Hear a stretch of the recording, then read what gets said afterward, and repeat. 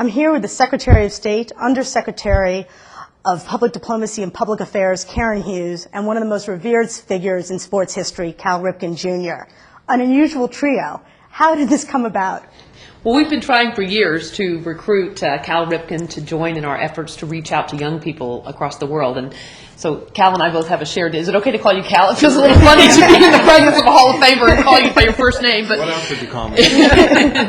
But we have a shared interest in reaching out to young people and to sharing the best of America. And Cal really represents the best of our country, the lesson of hard work, and with hard work and perseverance, you can achieve anything. And he's gone on to great achievements, and we want to share that with the young people around the world.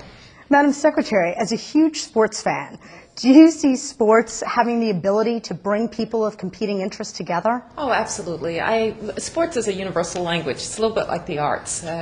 Everybody knows that if you can play baseball like Cal Ripken, then you're going to be able to have the world around you, world at your feet. And so for kids who want to be Cal Ripken, he's going to go out, and I'll bet he'll find people who want to be Cal Ripken in Pakistan, and people who want to be Cal Ripken in Guatemala, and people who want to be Cal Ripken in Europe. And that's the wonderful thing about sports.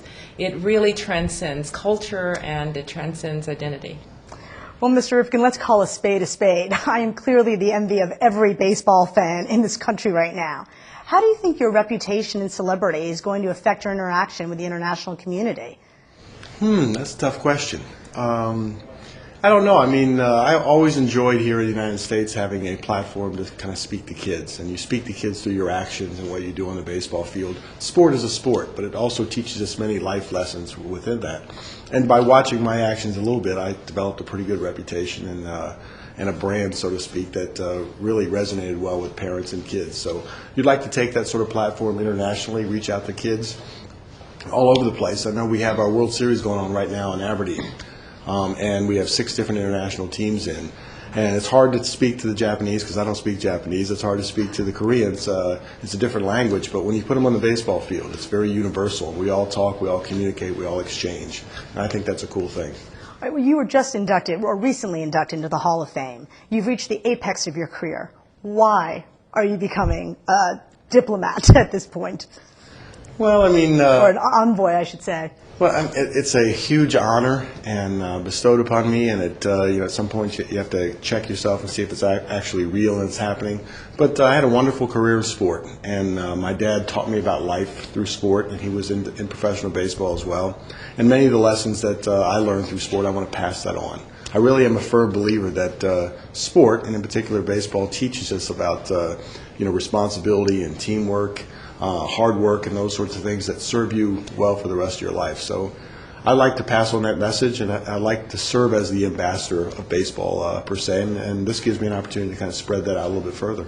Didn't your father once say there's nothing worth doing unless doing it right?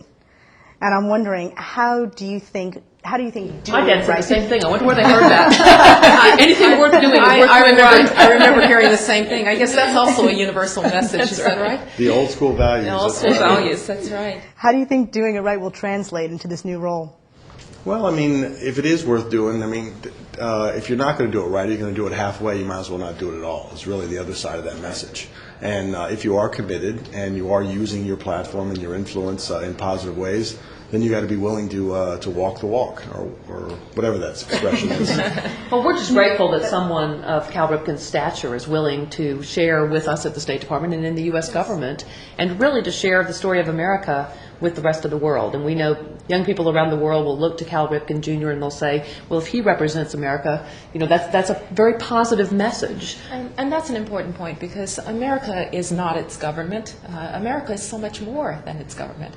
And you hear people all the time say, well, I don't have a chance to meet Americans. I don't know that much about Americans. Well, it's fine if they meet Karen or they meet me, but it's even better in many ways if they meet Americans from all walks of life. And I've often said, we talk about public diplomacy, we talk about the image of America abroad. I've often said that isn't really the work of the government, it's the work of every American, and we're just delighted that somebody of Cal Ripken's stature is going to be someone who will go out and represent America so well, and represent what we consider to be American values, but also universal values, that hard work and stick-to-itness and a willingness to really put it all on the line every day is something that kids need to learn, and they need to know that there are great Americans who've done that, but that's something they can do wherever they are. And where are you sending him first? He's going to China in October. He's hosted a number of Chinese coaches at his Ripken Academy here, and you've had them for several weeks, I think, there, and then you'll be visiting them in their hometowns. Is The that first step was to teach them some basic fundamentals in a system in which we teach, very interactive with kids. And the second step is to go there. And I will be assisting them in the teaching of baseball over there. We'll go to schools, we'll have clinics and those sorts of things, but really to plant a seed for baseball and for sport with the kids, because, again, the kids are the same, you know, in all cultures. They're little sponges. They learn a lot of great values and principles that we can teach them, and we're gonna start planting those seeds. I think you're going to find a few Ironmen out there. Oh, I'm sure. You know, that's the funny part, is that I'm referred to all the time as being invincible of sorts, but I'm anything but that. That's the message that you like to give to the kids, is that if you work hard and you stick to it, you know, great things can happen to you, whatever else, and you find out things about yourself that you didn't know, that you can do it. Well, Mr. Ripken, we're looking forward to seeing your success in the baseball arena becoming your success in the world stage. So thank you all so much.